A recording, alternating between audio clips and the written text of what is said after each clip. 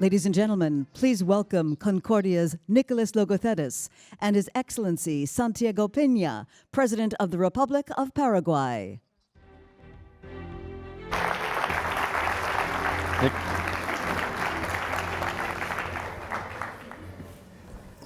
Hello, Mr. President. Welcome to Concordia. This is your 32nd day in office, you told me? Yes. We are really, truly honored to have you, what we hope is one of your many visits to Concordia. I just want to start by asking you, you're 32 days in. What did you know, what do you know today that you didn't know 32 days ago? Hello, everybody. Thank you very much. Such a pleasure to be here with all of you in Concordia. Nick, it's a pleasure to spend the next 20 minutes talking about Paraguay. I have been, despite my age, I'm only 44, I have been around in public policy for many years. I began my career as an economist in the research department of the central bank. I went out to work at the IMF in the African department, went back to Paraguay, became the youngest member of the board on the history of Paraguay, became the youngest Minister of Finance in recent times in Paraguay. I ran as a candidate 6 years ago. I lost. But I always advocated not on looking for a position, but working in civil service. So on the recent experience in the 32 days has been part of what I call, this is not a sprint, it's a marathon, right? So you do not need to get too excited on the good thing that happened at the beginning of every presidential period. I think that public policy requires consistency. I think that's the most important thing. You should not become too excited on the good things, and you should not get depressed on the bad news. I think that this is what you need to manage every day, solving problems. Small things become the big things at the end. Yeah, and I imagine when you're president, you only get to deal with very good things or very bad things, right? If the problem can be solved at a lower level, it's solved at a lower level. And so when things come to you, they are really serious or really good. But not really. I think that on the details is that you're going to make the difference. You think that it's only the big decisions, but it's on the small decisions. It's not only meeting with the large business community, it's also meeting with social entrepreneur in a community that is making a huge impact on his community. So I think, and I always try to do this, try not to lose the perspective on the small things that at the end are the ones that make the difference. This is not only deciding what is going to be the budget for building of infrastructure or how many teachers or doctors you're going to hire, is sometimes going to a health institution and talk to patients that are waiting on the lines, and at the end you realize that the administration of the public center, the public health center, they're going to realize it's important not to make people wait too long on the line. Right. Because the president comes here, he talks to people, he's caring about what people is feeling at the end. So let's talk about Paraguay. I have not visited yet, but you made a very passionate speech backstage about the country. And can you tell us a little bit about how you view the country now, how investors should view it going forward, and what are some exciting opportunities? Okay, first, Nick, we need to realize this was the most advanced country in Latin America in 1850. Paraguay was the country that was advanced the most, had the first steam train in Latin America, but our history has been very tough on us. We went to a war against our neighbor, and for 6 years, we lost 60% of our territory and 90% of the male population. So that made a huge impact on the development of Paraguay on the next decades. So Paraguay has been recovering over the last 150 years, and is now probably at the verge of making one of the largest jumps in world history. I think that Paraguay is probably the best kept secret in the world. We're going to be the fastest growing economy again this year. We have one of the lowest inflation in the region. We have, in fact, the longest currency in South America. We are reaching the 80 years time. And just to put in perspective, our neighbor, Argentina, took 16 zeros out of their currency on the same period of time. So Paraguay is a powerhouse in food production. Paraguay is a powerhouse in energy production. We are 100% clean, renewable energy. And we have the largest export of clean, renewable energy per capita in the world. We have still today, after 50 years that was decided the construction, we have the largest hydroelectric in the world, larger than the Three Georges in China. Wow. And we have this share with Brazil. And we have the third largest hydroelectric that we share with Argentina. So despite the fact that we are a landlocked country, we don't have a coast to the ocean, but we are surrounded by huge rivers. And we have the third largest fleet of barges in the world after China and the Mississippi. Paraguay, a waterway that connects 5 countries. In fact, we are in the middle of a little conflict with our friends in Argentina in this issue. I had read something about that, yes. Yeah, I mean, it's incredible that the country is 100% renewable. And, you know, is there, you know, if you're an American or a European or any investor really looking to come into Paraguay, which very honestly is, you know, is not often a country you hear of about investing in Latin America, what are the opportunities? Well, one of the things that we have decided as a society, and this is not only a decision of one administration, is the society, is that we want to have solid economic foundations. We have an independent central bank. We have a very sound macroeconomic policies long term. We have the lowest debt to GDP. We have been for many years on the verge of becoming investment grade. But markets are already assigning investment grade rates, so our interest rate on long-term bonds are very, very low. We have, and we did something that a lot of people is talking around the world. We need to reduce taxes, so we're going to promote more investment. We did this 20 years ago. We reduced a tax rate from 30% to 10%. So we have a very simple tax system, 10% VAT, 10% corporate taxes and personal income tax.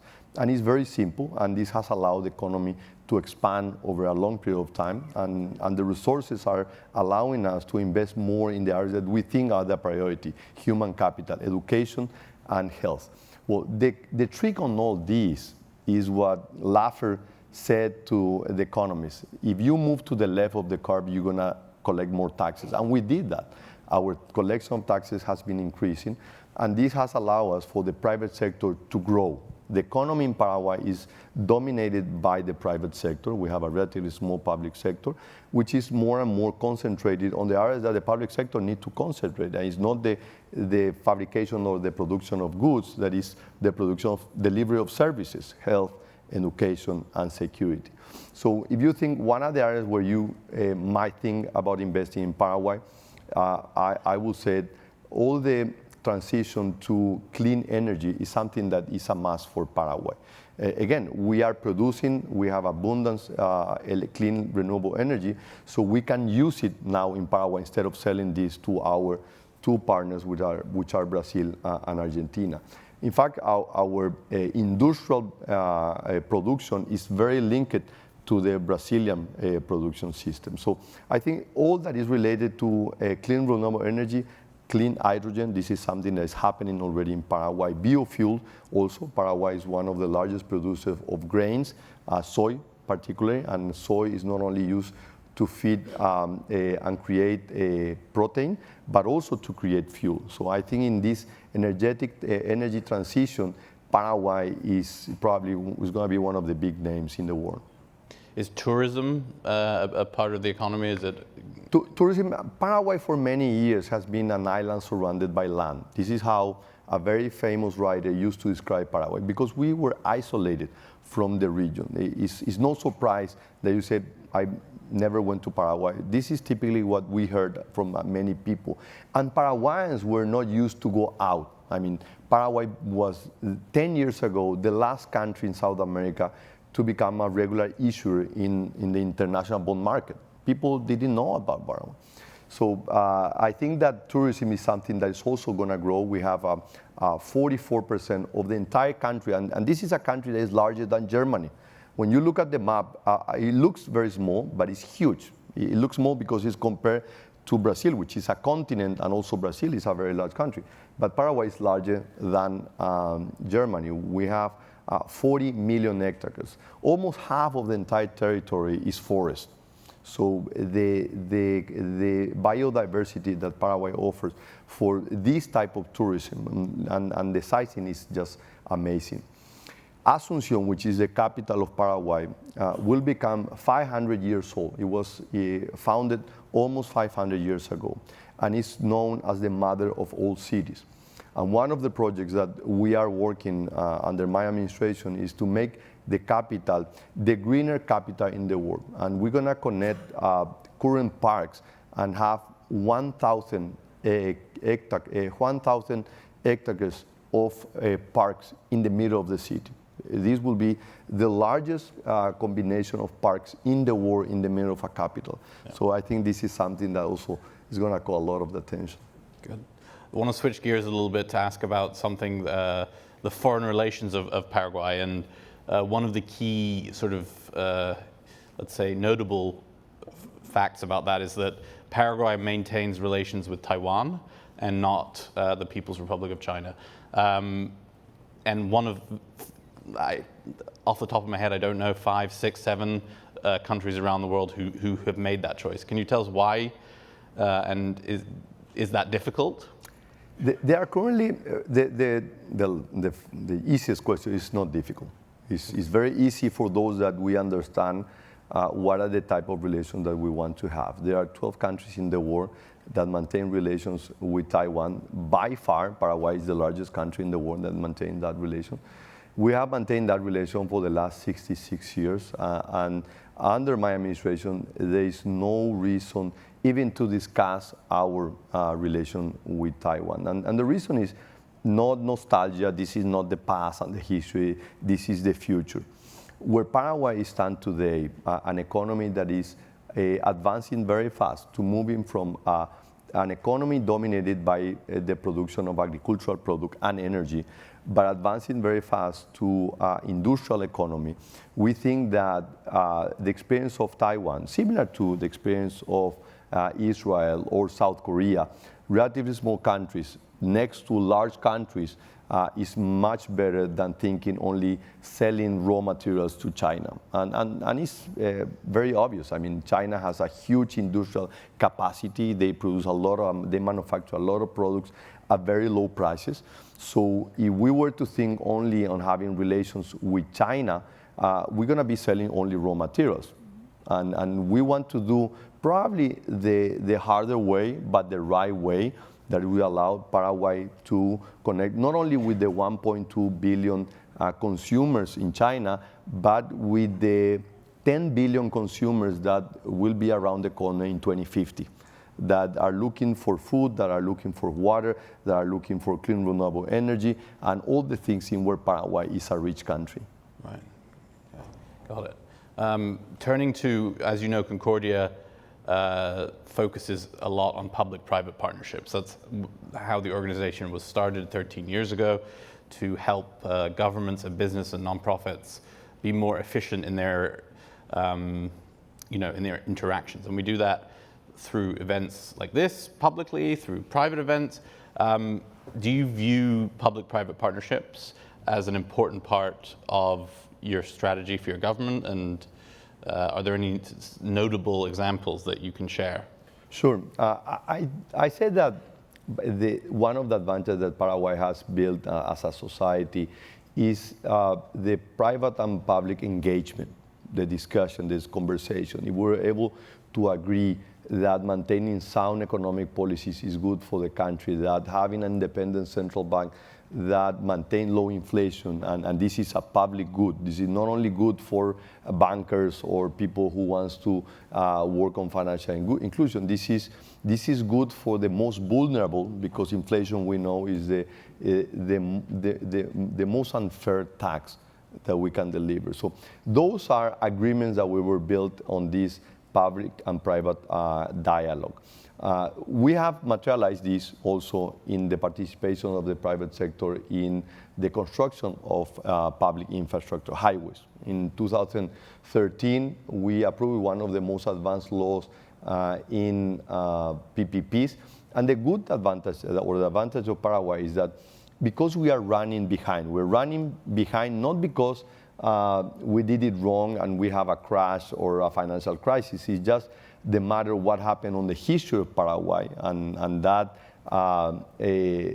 that conflict that 150 years shaped the development of Paraguay in a very important period of time. So now we can see what other nation has done correctly and what they have done in the wrong way. So we are taking the good experience and implementing in Paraguay. So 10 years ago, we launched this PPP law. It was the most advanced at the moment. And we have several projects now that are working very well. Projects that came to New York, they got the financing, they have been implemented, and they have created a different source of financing for public infrastructure, which is one of the biggest challenges of Paraguay. Paraguay is a landlocked, but is located in a position, in a location in the middle of South America that you cannot avoid. The waterway that connects 5 countries, Brazil, Argentina, Uruguay, Bolivia, and Paraguay, goes through the middle of Paraguay. The entire waterway goes through the middle of Paraguay.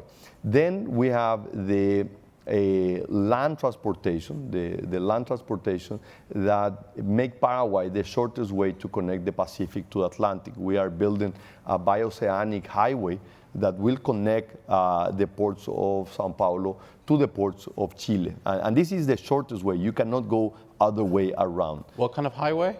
Is the Bioceanic, it's called Bioceanic Highway, and cross just through the middle of the Chaco region of Paraguay.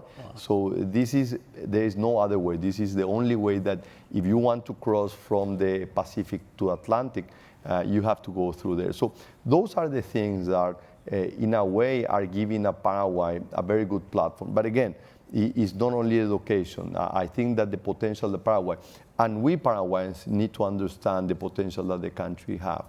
A couple of decades ago, 20 years ago, I came here to New York. I went to Columbia University, and I remember very clearly. I was in an event organized by university, and a teacher was giving a lecture on Latin America, and he spoke about all the countries in Latin America, and he concluded his remarks saying, the only country I'm not going to talk about is Paraguay, because I don't know nothing about Paraguay. But it's good. I mean, this is our fault. It's not the world's fault. I worked with other small countries in Africa, and it's not easy for good things to come out of the small countries. And Paraguay, for many years, had been isolated, so we are now in the show. Well, I feel less bad about not knowing enough about Paraguay. No, don't feel bad. A professor at Columbia of Latin America doesn't know about it. So, just one final question before we wrap up. What's the relationship like between the United States and Paraguay? Great. We have a great relation. The problem that we have, all the countries in South America, in Latin America in general, that we are so close to the U.S., but sometimes we are very far away. And one of the problems that Paraguay have is that it's not a problem. You know, right. There are not many problems in Paraguay, so that sometimes, and it happened with kids. I have 2 kids, and you always give more attention to the one who is always making trouble. Yes, so you're no trouble, so you just... Exactly, we have a great relation. We have a great relation, and this has been forever.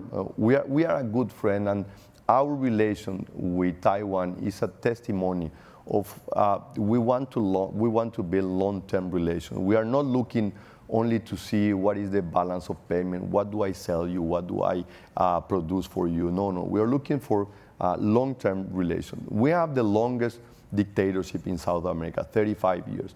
We are a young democracy. We know the value of democracy, of free speech, of free rights. So these are the things that we want to advocate.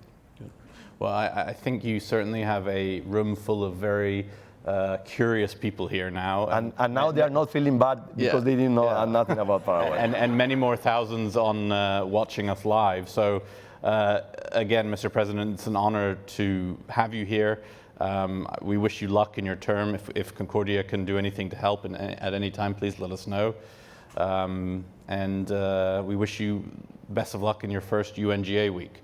Thank you very much, Nick.